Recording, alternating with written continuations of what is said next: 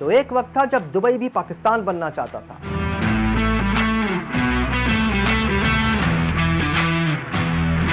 और आज का वक्त है कि पाकिस्तान दुबई बनना चाहता है। और ये सब कुछ कैसे होगा, इसी बारे में आज बात करेंगे। तो ज्यादा दूर नहीं, 1960 से शुरू करते हैं, जब यूएई खाली वीरान रेगिस्तान और मच्छरों का गांव समझा जाता था।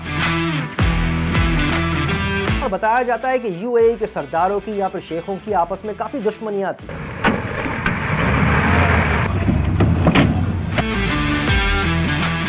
और बताया जाता है कि इनकी दुश्मनियों को खत्म करवाया जुल्फकार अली भुट्टो साहब ने। वो यहाँ से वहां गए और उन्होंने कहा कि आपस की दुश्मनियां खत्म करो, मिलकर रहो, तभी तरक्की करोगे।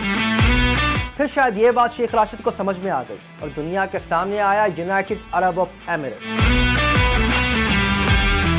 तो फैसला हुआ कि अबू धाबी हमेशा यूएई का प्रेसिडेंट सेलेक्ट करेगा और दुबई बनाएगा वहां का प्राइम मिनिस्टर। फिर कहानी में ट्विस्ट तब आता है जब शेख राशिद साहब यूरोप टूर पे जाते हैं और वहां के इंफ्रास्ट्रक्चर, वहां के सेटअप को देखकर काफी इंस्पायर होते हैं और वापस आकर फैसला करते हैं कि यूएई बनेगा नया यूरोप। खैर, इंस्पायर तो हमारे खैरपुर के नवाब भी हुए थे। जब वो बचपन में यूके पढ़ने गए तो उन्होंने फैसला किया कि जमहूरियत ही सबसे बेहतर है और वापस आकर अपने लोगों को कहा कि अब ये सरदारी नवाबी ख़त्म करो, अब हम यहाँ पर जमहूरियत लाएंगे। लोगों ने कहा, सरदार हमें तो बस यही सेटअप पसंद है, जमहूरियत क्या होती है। तो शेख राशिद साहब ने फैसला किया यूएई की किस्मत बदलने का और उसके लिए उन्होंने सबसे पहले फोकस किया यूएई की स्ट्रेटेजिक लोकेशन पर। उनके पास एक कुदरती बंदरगाह थी जहां पर छोटी मोटी कश्तियां आकर रुकती थी। और अगर कुदरती बंदरगाह की बात हो रही है तो पाकिस्तान के पास भी दुनिया की सबसे बड़ी कुदरती बंदरगाह है, गवादर। तो समझ आ रहा है, पाकिस्तान दुबई, दुबई पाकिस्तान। लेकिन शेख राशिद साहब चाहते थे कि छोटी मोटी कश्तियां ही नहीं बल्कि बड़ी बड़ी शिप्स भी यहाँ पर आकर रुके। इसलिए उन्होंने सारा पैसा लगाना शुरू किया उस डॉक पर, बंदरगाह पर, ताकि बड़ी बड़ी शिप्स आकर यहाँ पर रुके। would continue on out into the very deep water for the large freighters. लोगों ने शेख राशिद साहब का मजाक उड़ाना शुरू किया कि क्या ये पैसे जाया कर रहा है, बंदरगाह बना रहा है, इससे क्या होने वाला है। ऐसा ही कुछ हुआ था शाहजहां के साथ, जब उन्होंने ताजमहल बनाने का फैसला किया था और उनके अपने बेटे ने उन्हें कैद कर दिया था कि क्या फजूल खर्ची में लगे हुए हो, फजूल में पैसे जाया कर रहे हो। लेकिन दुनिया आज तक जाती है वहां पर ताजमहल देखने के लिए।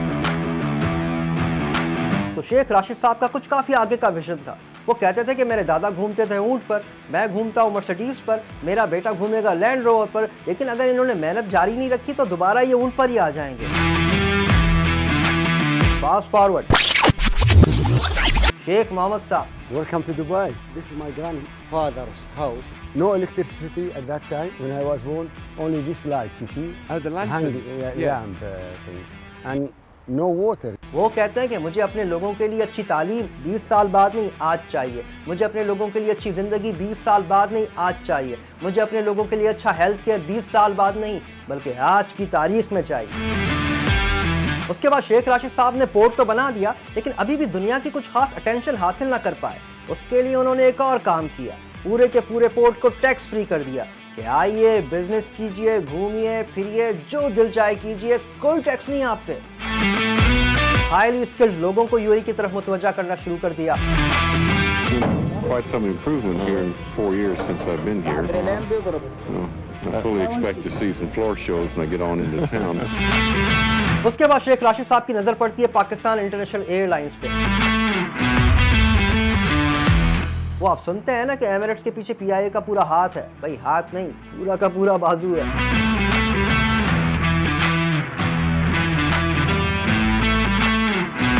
क्योंकि पाकिस्तान की जियोग्राफिकल लोकेशन इतनी खास है कि दुनिया भर के लिए पाकिस्तान एयरपोर्ट्स बहुत अहमियत रखते थे। दुनिया भर की फ्लाइट्स पाकिस्तान से ही रिफ्यूलिंग करके आगे जाती थी। दुनिया भर की फ्लाइट्स के लिए यही एक ट्रांजिट पॉइंट हुआ करता था। लेकिन शेख राशिद साहब चाहते थे कि पाकिस्तान नहीं, ये पॉइंट यूएई दुबई होना चाहिए। और बस फिर कुछ यूं ही हुआ, शेख साहब ने पैसे खर्च करना शुरू किए और पाकिस्तान इंटरनेशनल एयरलाइंस के सारे जहाज खरीदना शुरू किए। न सिर्फ ये बल्कि गवर्नमेंट ने एमिरेट्स एयरलाइन को इतना सपोर्ट किया कि कोई टैक्स ही नहीं लगाया उन पे, बल्कि ऊपर से खुद उनकी मदद करते रहे। और पाकिस्तान इंटरनेशनल एयरलाइंस इस वक्त कहाँ है ये आप सब जानते ही हैं। पोर्ट बन गया, एयरलाइन चल पड़ी, लेकिन अब शेख साहब का फोकस था सिक्योरिटी, क्योंकि सिक्योरिटी के बगैर कोई भी मुल्क तरक्की नहीं कर सकता। Available units, EST is reporting a blacklisted. Be advised, ATR headed to your location.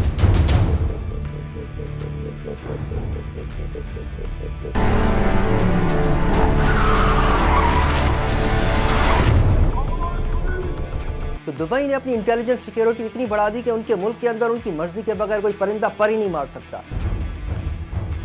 और पाकिस्तान की सिक्योरिटी का हाल आपके सामने ही है। लेकिन ताजुब की बात यह है कि आज भी जब कतर में फीफा वर्ल्ड कप होता है तो उसकी सिक्योरिटी के लिए पाकिस्तान की सर्विसेज ली जाती है। वो पाकिस्तान ही था जिसने फीफा वर्ल्ड कप में कतर को सिक्योरिटी दी। और आपको खबर देंगे फुटबॉल की दुनिया के सबसे बड़े इवेंट की सिक्योरिटी पाक फौज के हवाले। रवां बरस कतर में होने वाले फुटबॉल वर्ल्ड कप में सिक्योरिटी के लिए पाकिस्तान ने अपनी फौज फराहम करने के मुआहदे की मंजूरी दे दी है। तो समझ में ये आता है कि अगर पाकिस्तान चाहे तो वो न सिर्फ खुद को बल्कि दूसरों को भी सिक्योर कर सकता है। Which country is more dangerous to the United States, Pakistan or Iran? Good question. Thank you. Good question. In the here and now, probably Pakistan. और उसके बाद यूएई के शेख फोकस करते हैं टूरिज्म पे। वो चाहते हैं कि दुनिया भर से लोग यहाँ पर घूमने के लिए आए, लेकिन दिखाने के लिए उनके पास कुछ खास था नहीं। और अगर इस हिसाब से पाकिस्तान को कंपेयर किया जाए तो शायद ही कोई ऐसी चीज होगी जो पाकिस्तान के पास ना हो, चाहे वो मौसम हो, चाहे वो बुलंद तरीन चोटियां हो, पहाड़ हो, झील हो, समंदर हो, हरियाली हो, तारीखी मकामात हो, you name it, we have it. लेकिन क्योंकि यूएई के पास ये सब कुछ नहीं था, उन्होंने फैसला किया बनाने का। इसलिए उन्होंने दुनिया की बड़ी से बड़ी इमारत वहाँ बना दी, दुनिया का बड़ा से बड़ा होटल वहाँ बना दिया। तो जो भी दुनिया का बड़ा से बड़ा होता है वो इन शेखों के पास है, ये तो आपको पता ही है। तो अब तक आपको आइडिया हो गया होगा कि कैसे पहले पाकिस्तान दुबई था और दुबई पाकिस्तान था और अब दोबारा पाकिस्तान दुबई बनना चाहता है। और अगर इसकी जीती जागती मिसाल दी जाए तो आपको पाकिस्तान का बहरिया टाउन देखना चाहिए, जिसके अंदर दाखिल होते साथ ही आपको लगता है कि जैसे आप किसी मिनी दुबई में आ गए हो। यहाँ का इंफ्रास्ट्रक्चर, यहाँ की इंतज़ामिया, यहाँ तक कि यहाँ की सिक्योरिटी भी ऐसी है कि आपको किसी चीज़ से खौफ नहीं होता। आपको ऐसे ही लगता है कि जैसे आप बाहर मुल्क दुबई में घूम रहे हैं। तो अगर पाकिस्तान के अंदर ही एक छोटा सा टाउन, एक छोटा सा शहर ऐसा बन सकता है जहां पर आपको जाके लगे कि आप दुबई में आ गए हो, तो पूरा पाकिस्तान क्यों नहीं? बिल्कुल हो सकता है, जैसे यूएई के बड़ों ने फैसला किया और उनकी किस्मत बदल दी।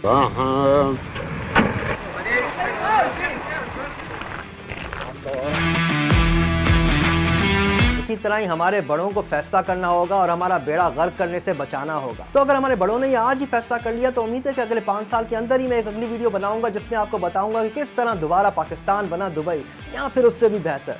कंटेंट पसंद आया तो लाइक कीजिए, शेयर कीजिए, सब्सक्राइब कीजिए। अली बंगर को दीजिए इजाजत। अल्लाह हाफ़िज़।